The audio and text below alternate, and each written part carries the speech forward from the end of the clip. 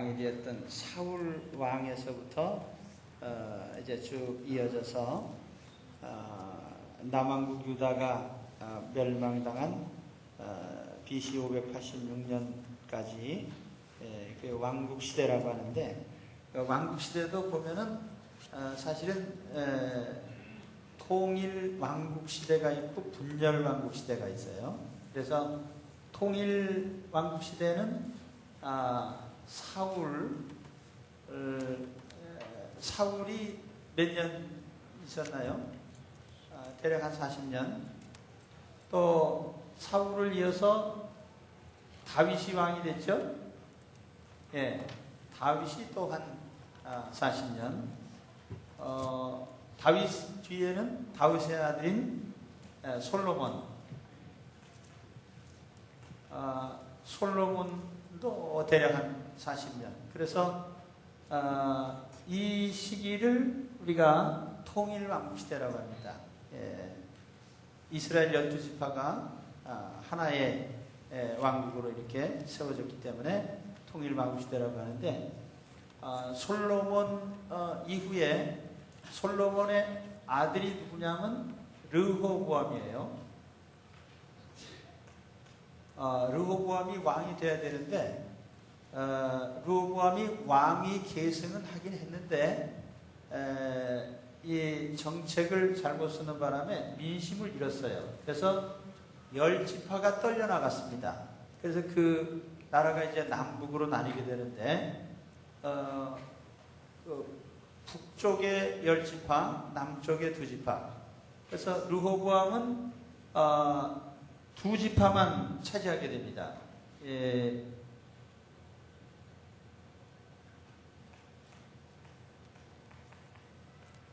그리고 여로보암이라는 사람이 있어요. 여로보암이라는 사람은 이스라엘 역대 왕 중에 이 이름을 가진 사람이 2사람이 있어요. 그래서 이 사람을 여로보암 1세 그렇게 얘기를 합니다. 여로보암 1세가 10지파를 차지했어요. 그리고 이 르호보암은 다윗의 왕조를 계승을 했기 때문에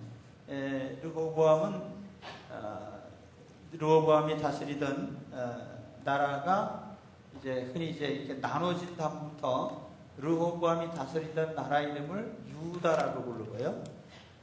여로보암이 차지한 10지파를 이스라엘이라고 부릅니다.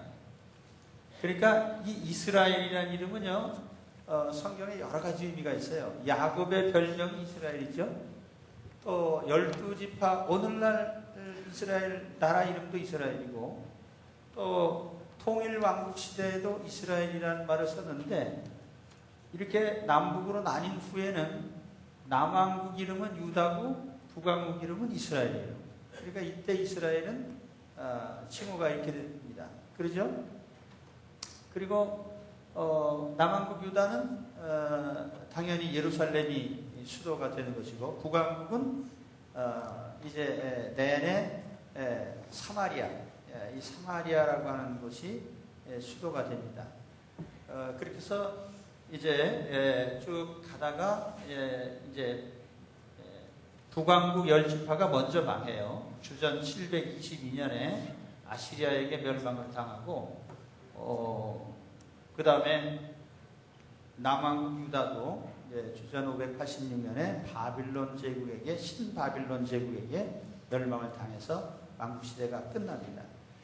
오늘은 이런 그 흐름을 우리가 염두에 두고, 이제 다윗이 사무엘하까지의 역사가, 사무엘하는 다윗의 역사라고 그랬죠. 지난 시간에 했고, 다윗이 이제 세상을 떠나면서 왕위를 아들 솔로몬에게 이제 계승을 시켜줍니다. 근데 사실 다윗에게는 아들이 굉장히 많아요. 다윗이 40여 년을 통치를 했는데, 그 중에 6년가량은 헤브론이라고 하는 곳에서 이스라엘을 다스렸습니다. 그러니까 전체 12지파를 다 아직 통합을 못했을 때 헤브론에서부터 이제 통치를 시작한 거예요. 그래서 헤브론은 남쪽에 있거든요. 헤브론에서 왕이 되어가지고 대략 한 6년 정도 이렇게 왕에 있다가 나중에 전체를 통일하고 수도를 예루살렘으로 옮깁니다. 예, 그래서 이제 예루살렘에서 이제 33년 이상을 통치를 하게 돼요. 근데 다윗에게는 굉장히 많은 부인들이 있었습니다. 성경에 보면은 헤브론에서 낳은 자식들의 이름이 사무엘하 3장인가요? 보시면은 그 이름이 쭉 나옵니다. 3장인가 4장인가 했던 거 초반에 보면 나와요.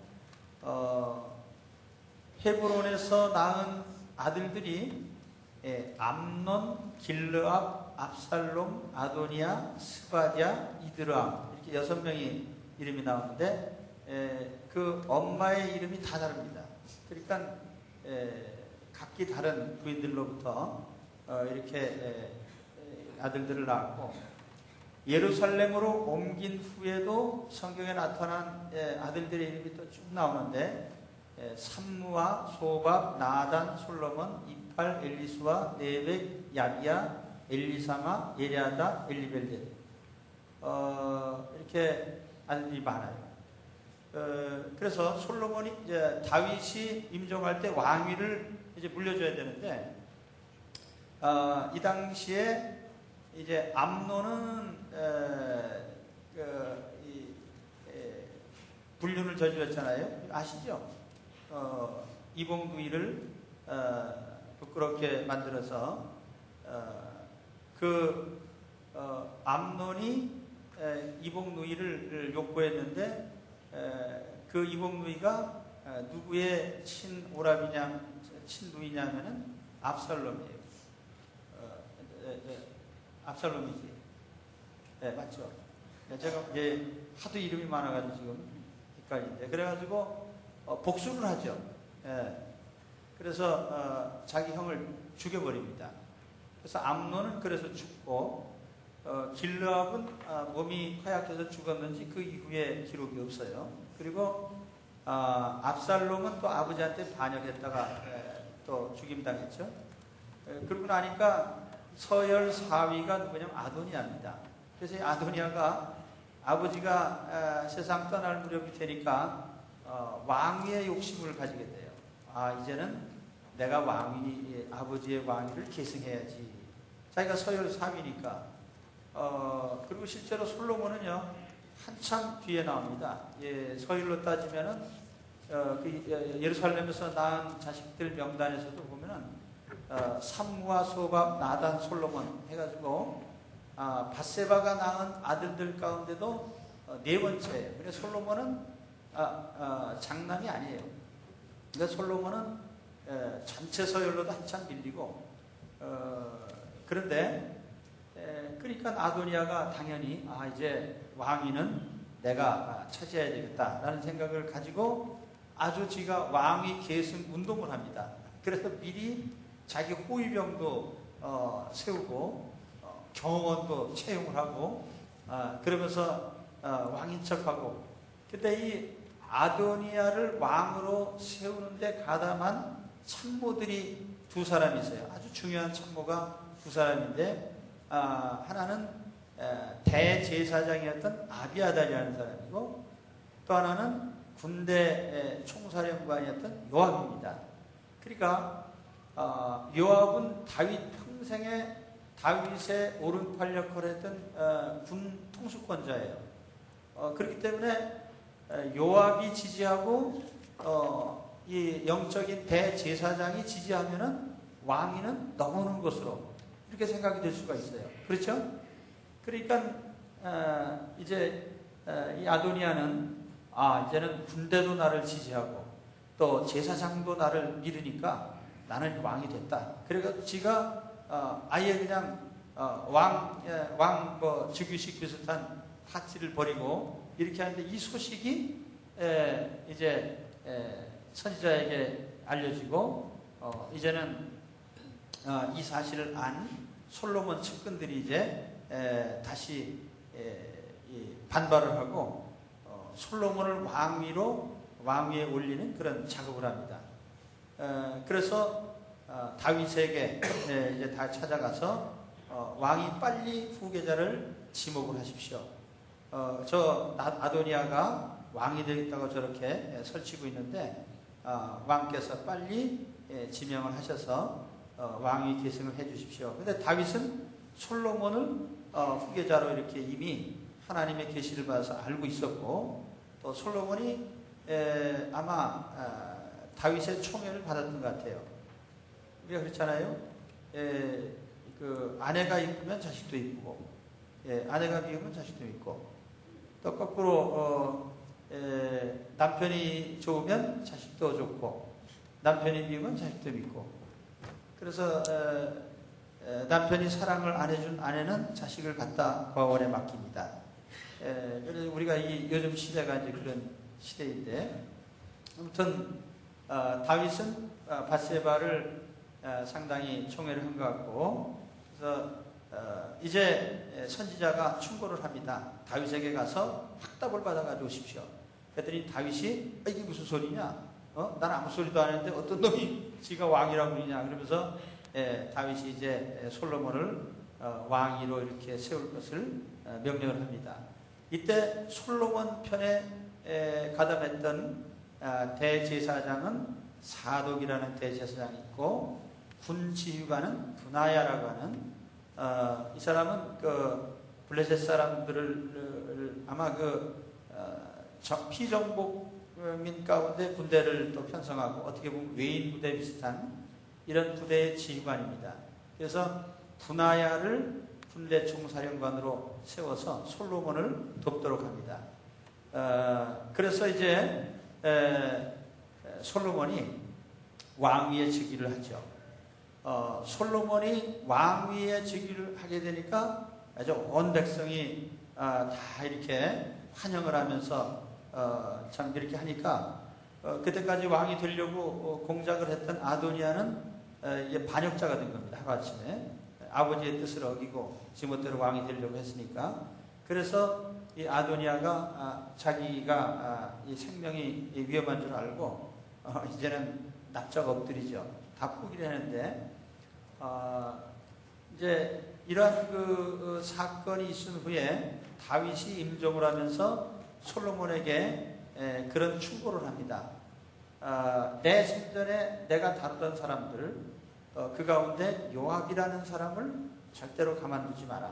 저 사람은 네가 앞으로 왕이 되면 굉장히 걸림돌이 될 사람이니까 어떻게 하든지 제거를 하라고 합니다. 그래서 그 요압은 사실은 다윗이 받아들였던 사람들을 은밀하게 암살을 다 해버렸거든요. 그 사울의 장군이었던 아브넬이 항복해 왔는데 요압이 몰래 가서 죽여버렸잖아요. 또 압살롬 반역에 가담했었지만은 나중에 귀순한 그 아마사를 또 사령관으로 세우려고 하니까 또 요압이 가서 암살해버렸어요. 그러니까 이 다윗이 이 요압은 자기를 돕고는 있는데 골치 아픈 사람이에요. 왜냐하면은 군대 지휘관이니까 함부로 할 수도 없고 자기의 약점을 다 알고 있는 거예요. 그 밧세바 사건이나 우리아 사건도 요압은 다 알고 있는 거거든요. 왕의 명령을 받아서 자기가 집행을 했기 때문에. 그래서 사실은 요압이 거추장스러웠는데 하나님의 섭리로 요압이 아도니아 편에 가담했기 때문에 이제는 반역자가 된 겁니다. 그래서 다윗이 그 요압을 적절한 시기에 제거하라 하는 이런 충고를 하고, 또 자기가 반역을 당해서 고난받을 때 자기를 도왔던 바르실레라는 사람을 잘 대접을 해라. 또 자기가 피난살이 할 때 쫓아오면서 저주를 했던 시므이를 절대로 가만히 놔두지 마라. 왜냐하면 저 사람이 언젠가는 또 반역자의 그 대열에 가담할지 모른다. 그래서 이런 그 다윗이 충고를 하고 세상을 떠나죠. 근데 솔로몬이 왕위에 올라서 이제 이 세 사람을 다 제거를 합니다.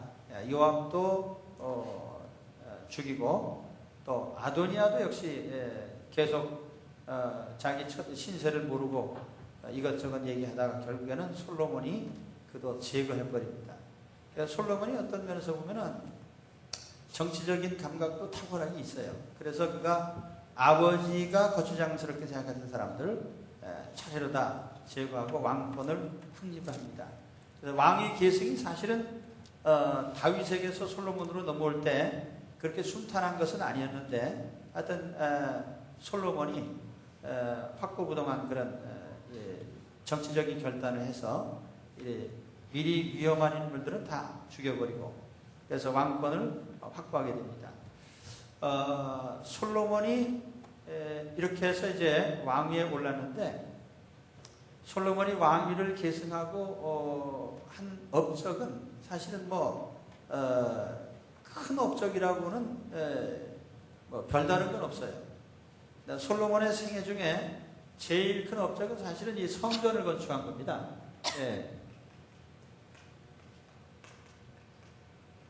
그래서 여러분 읽어보시면은 왕위에 올라서 하나님 앞에 1000번제를 드리고 하나님께서 나타나셨을 때에 그런 하나님 지혜를 주십시오. 이 백성을 잘 다스릴 수 있도록 지혜를 주십시오 해서 하나님께서 기뻐하시고 솔로몬에게 전무후무한 지혜를 주셨잖아요. 그리고 지혜를 구한 내게 구하지 않은 것까지 주겠다 그러면서 부귀영화도 따라서 주셨습니다.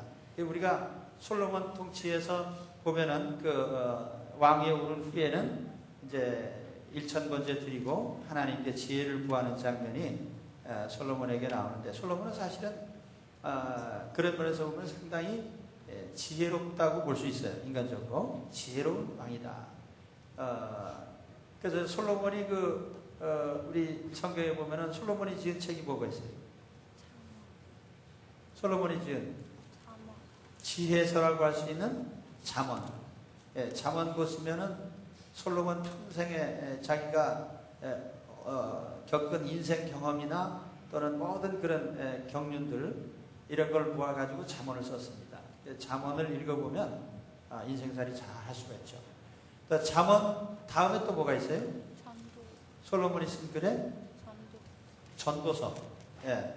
전도서를 보면은 또 이게 해 아래서 다 헛되고 헛되니 모든 게 헛되도다. 그러면서 이제 인생 호사가 이게 전도서인데 만일 하나님이 없다면 세상 인생이 얼마나 허황된 것이냐. 그게 이제 솔로몬의 신앙 고백입니다. 그래서 이 아마 전도서는 솔로몬이 노년에 썼을 것으로 이렇게 생각을 해요. 그리고 또 하나 솔로몬이 쓴 것이 이제 솔로몬의 아가서가 있습니다. 솔로몬 아가서가 있는데 아가서는 겉으로 보면은 러브 스토리입니다. 그냥 굉장히 진한 러브 스토리인데 이면적으로 보면은 그것도 역시 하나님과 백성 사이의 사랑의 관계 또는 우리 그리스도인의 입장에서 보면은 그리스도와 성도 사이의 사랑의 노래라 이렇게 해석을 합니다. 아무튼 솔로몬은 지혜를 구한 사람답게 하나님께서 넘치는 지혜를 부어준 인물이다. 만일 여러분들이 하나님 앞에서 기도해서 내가 네게 무엇을 줄까? 3가지를 주겠노라. 그래서 밤새도록 무엇을 구할까 하다가 소시지나 먹고 싶다 그래가지고 소시지가 쏟아 나오게 돼가지고 나중에 그런 얘기 있죠?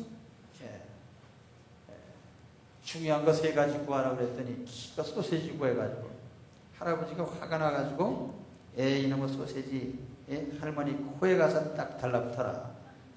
그랬더니 코에 가서 붙어가지고 나머지 하나의 소원은 소세지 뛰는 데 써먹고 그래서 우리 인생에 여러분 하나님 앞에 제일 내가 구하고자 정말 하나님이 내게 또 무엇을 가질래? 3가지까지 하고 또 한 가지만 구해라 내가 주겠다. 무엇을 구하시겠습니까? 주여 뭐니 해도 머니가 제일입니다. 돈을 좀 주십시오. 요즘 같으면 이제 그렇게 기도할 사람도 있을지 모르지. 그러면 하나님이 또 돈을 쏟아지게 해서 옛날에 제가 본 영화 중에 영화 제목이 너무너무 재밌어서 가서 봤더니 하나도 재미없네. 돈에 깔려 죽은 사나이. 그런 영화 있었어요, 옛날에. 예. 아마 못 보셨을 겁니다. 예. 저는 이제 제목이 재밌어가지고. 근데 하여튼 하나님 앞에 한 가지를 구한다고 하면은 무엇을 구할 것인가 한번 생각해 보세요. 솔로몬은 지혜를 구해서 그래도 성경에 전무후무한 지혜의 왕으로 그렇게 올라 있습니다. 그리고 솔로몬의 업적 가운데 이제 이 제일 큰 것이 이제 성전 건축인데 사실은 우리가 열왕기를 읽어보면은 처음에 초반부에는 왕이 되기 위해서 권력 투쟁하는 장면이 나오고 좀 뒤에 가서 보면은 왕권을 잡고 이제 지혜를 구하는 장면이 나오고 그 뒤에 가서 보면은 이제 왕궁을 짓고 성전을 건축하는 그런 장면이 나옵니다. 결국 솔로몬은 이 성전을 지었다는 이 사실 한 가지가 솔로몬의 가장 큰 업적이에요. 생애에. 왕궁도 지었지만은 솔로몬은 성전을 건축하는 사람이다. 그래서 하나님이 이 솔로몬에게 넘치는 축복을 주셨습니다. 여러분 그 열왕기서 보시면은 3장에 그 일천번째 드린 장면 나오죠.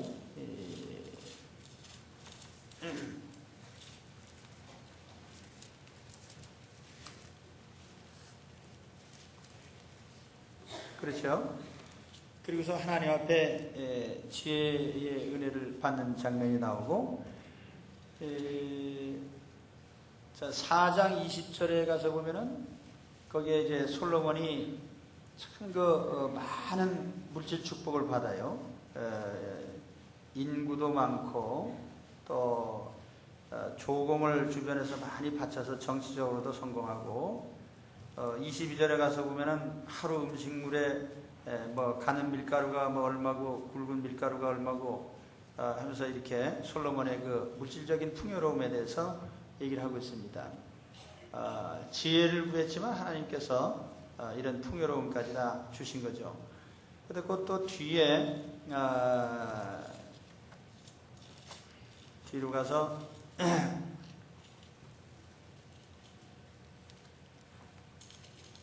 10장 14절에 가서 보면은 그 솔로몬의 재산이나 솔로몬의 그 부귀영화에 대해서 쭉 나오는데 거기 뭐 솔로몬이 금이 얼마나 많았느냐 또 21절에 가서 보면은 솔로몬 왕이 마시는 그릇은 다 금이고 레바논 나무 궁의 그릇들도 다 정금이고 그때는 은은 아주 귀하지 않았더라. 너무 금이 많아가지고 은은 대수롭지 않게 여길 정도로 솔로몬은 아주 황금의 왕입니다. 그런데 이와 같은 그 축복을 받게 된 배경은 그가 하나님의 지혜를 구하고 또 특별히 성전 건축이라고 하는 하나님 가장 기뻐하시는 일을 했기 때문으로 그렇게 우리가 생각할 수가 있습니다. 그러나 사실 솔로몬 성전 건축은 이 성전을 가리켜서 우리가 다윗 성전이라고 합니까? 솔로몬 성전이라고 합니까? 솔로몬이 지은 성전 이름이 누구 성전이에요? 솔로몬 성전이죠. 어디까지나 솔로몬이 지었기 때문에 시공자의 이름을 붙이는 겁니다. 그래서 솔로몬 성전. 그런데 사실은 다윗이 다 준비해 준 거예요. 그래도 솔로몬이 지었으니까 축복은 누가 다 받았습니까? 솔로몬이 받았죠. 그래서 아버지를 잘 둬야 되는 거예요. 그러니까 성경의 원리에 보면은 그 아버지의 축복을 자손들이 물려받는 것이 하나님의 축복입니다. 요즘 세상 사람들 보면은 아버지 잘 산다고 아들이 잘 사는 게 제대로 된 거냐? 그러면서 자꾸 시비를 거는데 사실은 성경의 원리에 의하면은 이것이 계승되도록 되어 있어요. 아버지의 축복을 아들이 물려받는 것은 축복입니다. 그렇게 되시기 바랍니다.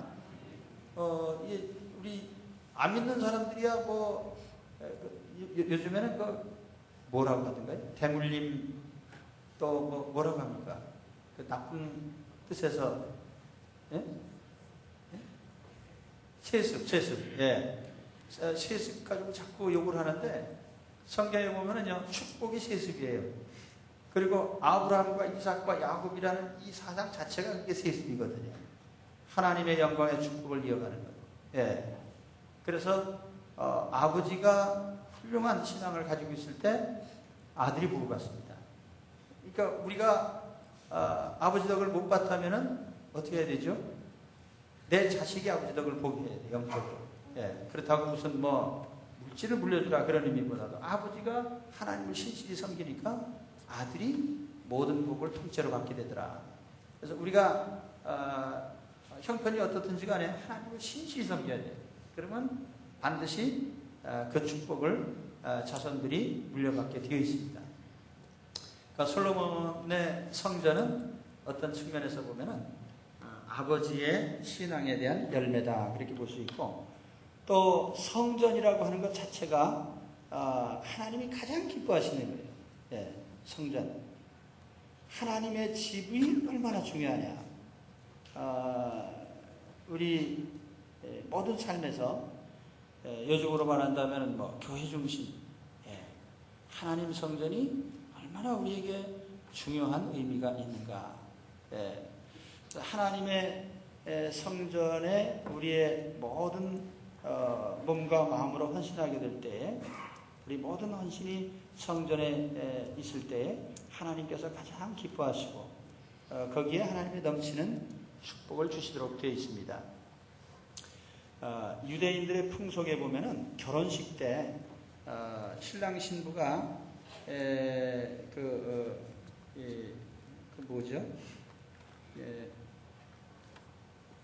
그 유리컵이라고 하나요? 하여튼 그런 걸 깨트리는 그런 그 의식이 있는데 그 뭐냐 하면은 가장 기쁘고 즐거운 순간에도 예루살렘 성전이 파괴된 것은 잊지 말자. 그래서 그 사람들의 평소의 사고방식 중에 시편에도 그런 말씀이 있어요. 예루살렘아 내가 너를 잊을진데 그러면서 내가 얼마나 큰 저주를 받겠느냐. 우리가 하나님의 성전을 꿈에도 잊지 말자. 항상 그 하나님의 성전 중심의 그런 마음가짐. 그래서 하나님이 임재하신 하나님의 교회, 이 중심의 삶을 우리는 살아야 됩니다.